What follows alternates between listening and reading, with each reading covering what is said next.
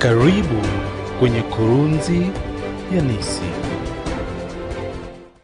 Asante sana mtazamaji kwa kuungana na Kurunzi ya Nissi leo ikiwa tarehe 8 mwezi wa 6 mwaka 2022. Leo niko hapa nikufahamishe yote ambayo yamefanyika katika nchi yetu ya Kenya na nje ya nchi yetu. Na ninaye Grace Moya ambaye atanisaidia kwa kutafsiri lugha ya ishara. Langu jina ni Faith Ndenya. Na tukianzia habari zenyewe ni kwamba mkurugenzi wa upelelezi wa makosa ya jinai nchini Kenya, George Kinoti, ameonya umma dhidi ya kuona maafisa wa polisi kuwa duni na wasio na elimu ya kutosha. Kinoti amesema kuwa juhudi na jukumu walilo nalo maafisa wa polisi ni muhimu zaidi na hawapaswi kuchukuliwa kimzaha. Irene Warui anatufungulia jambo hili la Nissi kwa maelezo zaidi. Kinoti amesema kuwa juhudi na polisi ni muhimu zaidi na hawapaswi kuchukuliwa kimzaha. To some extent, you have had us being demeaned, but perhaps you already need some dread, academic cross, never went to school or something like that. Instead of celebrating our emotional intelligence, make fun of our academic.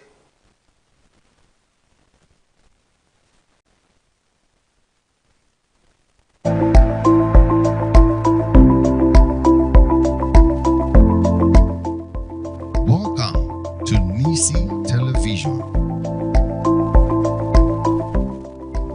the house of rest.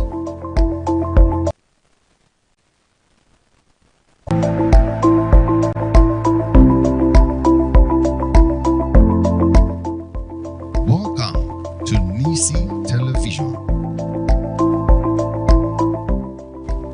the house of rest. Juhudi na jukumu walilo nalo maafisa wa polisi ni muhimu zaidi na hawapaswi kuchukuliwa kimzaha.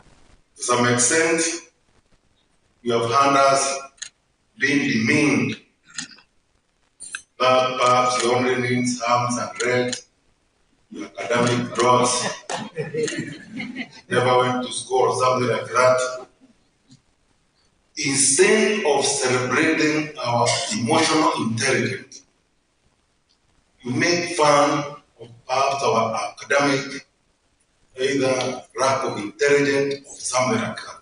Kinoti amesema kazi wanazofanya maafisa wa polisi ya kulilinda taifa na watu wake haipaswi kupuuzwa kwa vyovyote vile. Criminally talking, when you provoke that police officer, taking care of him, diligent, loving, an officer who is ready to give his blood, his life for you, holding a full rodent fire, meaning to an extent of provoking, and you know very well, it's criminal responsibility. If you provoke somebody to that extent, he can lose his sanity. He may most likely commit a felony. And when factors, circumstances are analyzed, he may not be held criminally responsible. Emotionally, you need to congratulate us, celebrate us, because that officer makes cool. He smiles, absorbs all the insult, all the demeaning ones, and after you have finished demeaning that officer or officer, he open for you the car, has taken care of your tail and salute you, sir, please come. Nikiripotia Kurunzi ya Nissi, langu jina ni Irene Warui. Asante sana Irene kwa hiyo habari ambayo umetuandalia kwa kina. Na kando na hayo, habari zingine ni kwamba miungano mikuu ya kisiasa humu nchini imeendelea kupigia debe miungano yao katika safari ya kuelekea Ikulu. Viongozi mbalimbali katika miungano hiyo wameelekea sehemu mbalimbali humu nchini. Tupate habari kwa kina. Ni safari ambayo imewavutia mababe wa kisiasa, huku kila mmoja akiwarai wananchi kushabikia azma yao, wakijieleza kwa kuomba kura wanachama wa muungano wa Kenya Kwanza. Viongozi hao hawajakosa kuelezea uzuri wa haja na hoja zao. Because these people, these hustlers, If you didn't know, these are the people who keep their families. These are the people who take care of the families, not necessarily the elders or the men. Wamama hawa wana struggle kama are the real hustlers, and they really need big support from us. Sasa pale kwa soko yenu kila mwaka tutakuwa na kama shilingi milioni 15 ama 20 kila mwaka. Nashukuru sana. Ambaye sasa itakuwa kwa sako yenu, sako ya soko. Nashukuru. Hapo kwa soko unaweza kukopa kama ni shilingi 20,000, ufanye biashara, alafu unarudisha, alafu unakopa tena namna hiyo, na hiyo pesa haitakuwa na interest. Nashukuru sana. Itakuwa bora tu mtu alipe. Kabisa. Na tena hatutakuwa na haja na logbook ama security ama nini. Bora huko kwa sako ya soko na unajulikana hapo, mtu mmoja mwenzako anaweza kuguarantee kusema huyu mama namjua, sio atoki Uganda, si mtu ya Rwanda, ni mtu ya Garissa, na atalipa hiyo pesa. Tumeshukuru sana. Azimio la Umoja limeendeleza kuomba Wakenya kuwapigia kura Agosti 9, wakielekeza kampeni zao katika maeneo mbalimbali humo nchini. Azimio One Kenya Alliance wamejipigia debe wakiwasuta wenzao kwa kukosa agenda. Ujue inawezekana tupige njaa marufuku. Inawezekana vijana wapate ajira. Na vijana mkiniangalia utaona mimi ni mama wa vijana wote wa Kenya. Kama pande ugonjwa, wale ambao ni wagonjwa, naleta mpango inaitwa Baba Care. Baba Care. Baba Care. Baba Care. Hospitali itajengwa karibu na pale watu wanaishi. Dawa itakuwa ndani yake, daktari na nurses. Na vile vile Wakenya wote watakuwa chini ya bima ya matibabu. Nikiripotia runinga ya Nissi, jina langu ni Paul Gregory. Naam, na tukiachana na hayo ya siasa ni kwamba serikali ya Kenya imesema kuwa ina mpango wa kuzima mtandao wakati wa uchaguzi wa Agosti 9 mwaka 2022. Waziri wa usalama wa ndani Fred Matiang'i alisisitiza msimamo huo alipokuwa akizungumza wakati wa uzinduzi wa washa ya mikakati ya kitaifa ya usalama wa mtandao mwaka wa 2022 hadi mwaka wa 2026. Tupate maelezo zaidi. We are a democratic environment. Kenyans chose democracy, and we gave it to ourselves through our constitution. The government is not going to act otherwise. We will respect freedoms, in the hope that as we respect the freedoms of others, those who would like to exercise their freedoms in expression, in association, in supporting their preferred candidates and individuals, will do so while taking into consideration the welfare of the whole of society. Waziri wa usalama wa ndani Fred Matiang'i alisisitiza msimamo huo alipokuwa akizungumza wakati wa uzinduzi wa washa ya mikakati ya kitaifa ya usalama wa mtandao katika mwaka wa 2022 hadi mwaka wa 2026. No amount of insults, as I've said before, no amount of criticism of us in the executive branch of government will tempt us enough to resort to retrogressive acts of interfering with freedoms like shutting the internet or, clawing back on freedoms we have acquired through the constitution and through the law. Matiang'i pia alisisitiza haja ya kuwekeza katika usalama wa mtandao, akiongeza mkakati uliozunduliwa utasaidia katika vita dhidi ya uhalifu wa mtandaoni, ingawa ni mwito mgumu wa ulinzi wa mtandao. In the development of this cyber security strategy, we are looking for a way of ensuring that we exploit our potential to the full without hurting any of our businesses or hurting each other. How great would it be if we were able to go to the farthest extent that our imagination and innovation can take us, while we preserve our national unity, while we preserve the integrity of our economic transactions, while we preserve the integrity of our businesses and our trade, and while we protect our people as we move forward. It will be a fantastic thing to do, and this cyber security strategy leads us in that direction, where we will ensure that we will continue to exploit our potential as a society and as a country. Kiongozi huyo aliwahakikishia Wakenya kuwa serikali yake itashughulikia masuala ya propaganda miongoni mwa wanasiasa. And on behalf of government, I want to commit that we will take all the advice we receive from subject matter experts who are here. We will take all advice that we receive from all the participants who are here in terms of developing this cybersecurity strategy. And when it comes to execution, we will do our part faithfully to ensure that for us in the security sector, we will do what we will be required to do in this strategy to ensure that we breathe life to it, to ensure that it actually has true and genuine meaning in our society. Tume huru ya uchaguzi na mipaka IEBC kwa kawaida hupeperusha matokeo ya uchaguzi kwenye tovuti yake yanapojitokeza, zoezi linalohitaji mtandao. Nikiripotia Kurunzi ya Nissi, jina langu ni Grace Moja. Na kweli kalamu ya Mungu haikosi, na ni kweli Mungu akishapanga mambo kweli yapangika kweli, kwani kijana mmoja amefichua misokoto ya bangi baada ya kujiunga na kanisa moja katika kaunti ya Nyandarua. Stephen Kamau amefichua misokoto 20,000 ya bangi baada ya kumpokea Yesu kama mwokozi wa maisha yake. Lavinia Wampoi ana maelezo zaidi.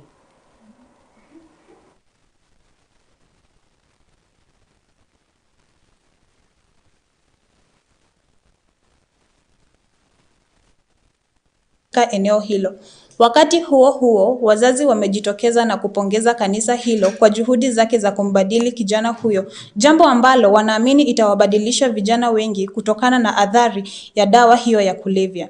Misokoto hiyo ya bangi ilipelekwa kwenye kituo cha polisi Nyandarua kabla ya kuchomwa hadharani katika uwanja wa Engineer, kuthibitisha kuwa Stephen amebadilisha mienendo na kuacha biashara haramu ya kuuza dawa ya kulevya. Kurunzi ya Nissi, Lavinia Wamboi. Naam, na tukiachana na hayo, kwingineko ni kwamba waliokuwa waniaji wa urais katika uchaguzi mkuu ujao wametoa tetesi kuwa tume huru ya uchaguzi na mipaka au IEBC imewadhalilisha kwa kutoa ruhusu kuwania urais. Wakihutubia wanahabari baada ya IEBC kuwatupa nje ya kinyang'anyiro hicho cha urais, wanasiasa hao wameonyesha kutoridhishwa kwao. Tupate habari kwa kina. Kiongozi wa Third Alliance Kurokont, mwenzake wa usawa kwa wote Mwangi wa Iria, Safina Party Maina Wanjigi na mwaniaji huru Ruben Kigame wameapa kuelekea mahakamani kupinga hatua hiyo ya IEBC. There is no voter called ODM. There is no voter called Wiper. There can only be a voter called Jim Wanjigi, Ekuru Aukot, Ruben Kigame. And that is the injustice that we are seeing in this election. So therefore, I think what we are going to say, and Jimmy will summarize on this, we are not going to tire. We are not going to allow our country to be mistreated like somebody's chattel, or we're not going to allow individuals to hide behind institutions. Personally, I'm going to make a case against each and every of those commissioners, because people cannot make decisions that are injurious to our country to people and then hide behind an institution called IEBC. Now, we are not going to sit back and allow an IEBC that flip-flops on its own whims, an IEBC that disregards the rule of law, an IEBC that is not consistent in its application of the law. It is applying differential treatment to candidates. Now, kinyume cha katiba ya Kenya. And all we are getting here is nothing else but a very vicious attempt to stifle any voice that is going to stop the path of trying to illegally remain in power, contrary to the constitution of this country. I happen to be someone living with disability because of my visual handicap, but that has not stopped me from living my life in full. I have gone to school with bona fide degrees. I have worked and employed people. I have run a media house that I put up together myself. I have participated in the 2013 election in the Vihiga County gubernatorial race. And that particular election was actually managed by the IEBC, where I was an accepted gubernatorial candidate. Comes 2022, and I am not included on the ballot. The question is why? I have been included on the ballot before, but why this particular time? I rest it all on one person called Wafula Wanyonyi Chebukati and the commissioners and the entire body of the IEBC.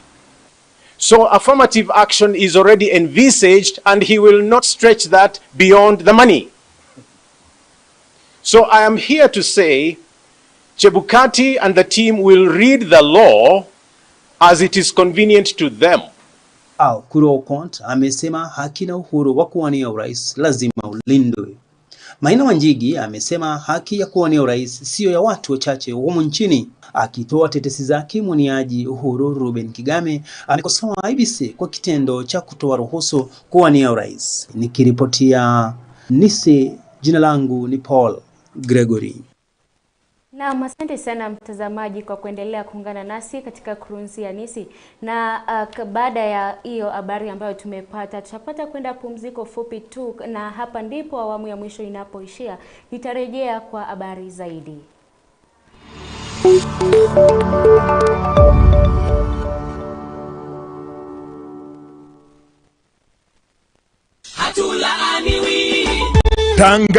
Tangazo. Eastlands Pastors Fellowship Nairobi County pamoja na Bani Mu Ministries wanakualika katika mkutano mkuu wa miujiza pale Jacaranda Grounds kuanzia tarehe 10 hadi 12 mwezi wa 6 2022, kuanzia saa 9 hadi saa 2:30 kila siku jioni. Tunakuletea mwinjilisti mkuu Bani Mu kutoka Marekani, ambao ni mwana wa kiroho wake marehemu Reinhard Bonke. Tumewalika pia waimbaji wakuu wa Injili, dada Gloria Pepele kutoka Uganda, na Anastasia Mkabwa. Miujiza itatendeka, na zaidi kutakuwa na zawadi kemkem kama vile pikipiki, charahani, smart TV, microwave, smartphone, fridge na kadhalika. Kosa kwa hasara yako, fika kwa faida yako. Nairobi for Jesus.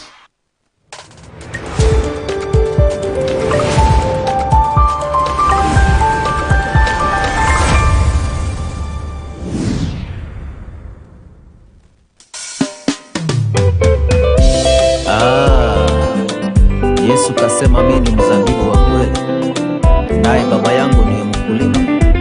Tawi lote lizaalo litapaliliwa, lile ambalo halizai litakatwa. Mimi ni mzabibu wa kweli, naye baba yangu ni mkulima. Mimi ni mzabibu wa kweli, naye baba yangu ni mkulima. Bwana asifiwe sana wapendwa. Majina yangu naitwa Mbogwa GK, nimeokoka. Mimi ni mwimbaji wa nyimbo za Injili, na ukitaka kubarikiwa na huo wimbo wangu Mzabibu, uta SMS jina Skiza 1069056, kisha utume huo ujumbe kwa 811, na utakuwa umejipatia Skiza tune yangu ya wimbo Mzabibu, na Bwana atakuwa amekubariki sana. Bwana awabariki nyote. Wa kweli, naye baba yangu ni mkulima, kila tawi lisiloza uliondoa, na kila tawi. You are now watching Nissi Television, House of Rest.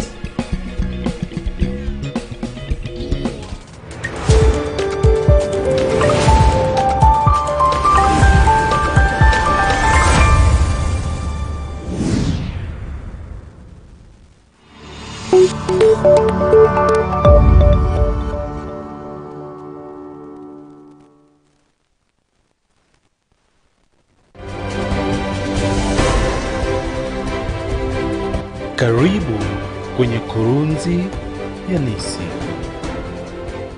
Naam, karibu tena. Na kwa habari zingine za kuhuzunisha ni kwamba msichana mmoja kwa jina Cynthia ameripotiwa kufariki kwa njia ya kutatanisha, ambapo inadaiwa kuwa alidhulumiwa na mwajiri wake na kumsababishia majeraha mabaya yaliyomfikisha katika hospitali ya taifa ya Kenyatta, ambapo alifariki baada ya siku 2 pekee.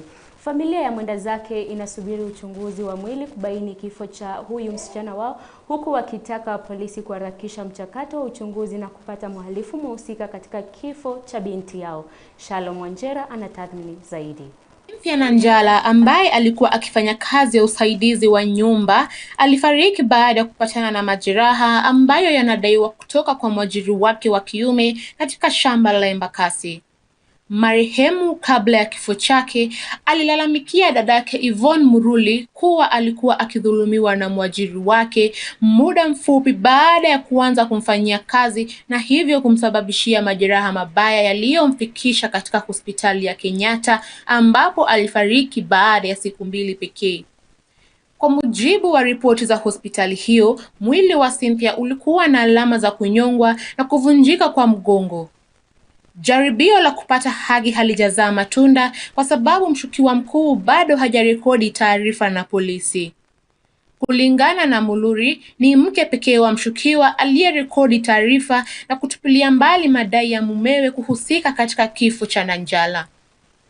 Familia hiyo sasa inasubiri ripoti ya uchunguzi wa maiti ambayo itafanywa leo hii kubaini kifo chake, na pia kuwataka polisi kuharakisha mchakato wa uchunguzi na kupata mhalifu mhusika katika kifo cha binti yao. Uchunguzi unaendelea kwa mujibu wa polisi, lakini hakuna aliyekamatwa.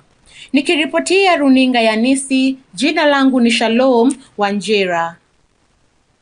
Asante sana Shalom kwa habari hiyo umetuandalia kwa undani zaidi. Na michezoni ni kwamba Mkenya Omanyala alipata ushindi kwa urahisi katika mbio zake za mita 100 na kutinga nusu fainali, huku mashindano ya 22 ya riadha ya Kiafrika yaliyofanyika Jumatano. Tupate tathmini zaidi.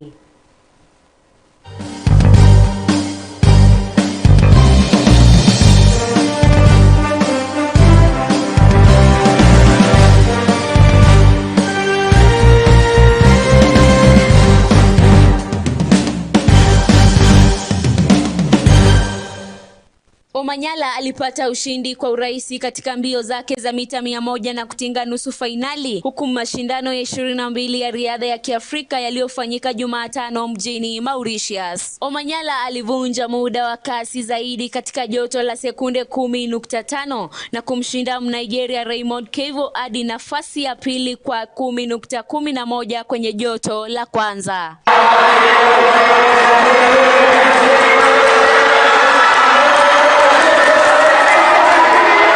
Wote walidai nafasi za moja kwa moja katika nusu fainali ambazo zimepangwa kuanzia usiku Jumatano, huku wote wakifuzu kutoka kwa joto la 5. Nikiripotia runinga ya Nissi, langu jina ni Faith Ndenya.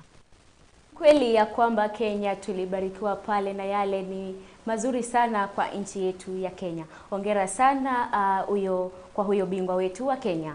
Na kwa habari zingine ni kwamba ligi ya mabingwa ya UEFA msimu ujao inaratibiwa kuanza mapema kuliko kawaida. Kwa mujibu wa shirikisho la soka barani Ulaya, mechi za kwanza za hatua ya makundi zitachezwa Septemba 6 au 7, wiki moja mapema kuliko kawaida. Tupate habari kwa kina. Mabingwa ya UEFA msimu ujao itaanza mapema kuliko kawaida kutokana na kombe la dunia la FIFA linalofanyika Novemba na Disemba. Mashindano ya barani Ulayani yatashuhudiwa mabadiliko. FIFA ilifanya uamuzi wa kuandaa kombe la dunia mwishoni mwa mwaka huu, ambalo linakuja kati ya soka ya ligi na ligi ya Ulaya. Kwa mujibu wa shirikisho la soka barani Ulaya, mechi za kwanza za hatua ya makundi zitachezwa Septemba 6 au 7, wiki moja mapema kuliko kawaida, na kisha mzunguko wa pili wa mechi zilizopangwa kufanyika wiki 2 baadaye. Katika uwanja wa Ataturk Istanbul ndiko mechi ya fainali ambayo imepangwa baadaye kidogo Juni tarehe 10 mwaka 2023 itafanyika. Nikiripotia runinga ya Nissi, langu jina ni Faith Ndenya.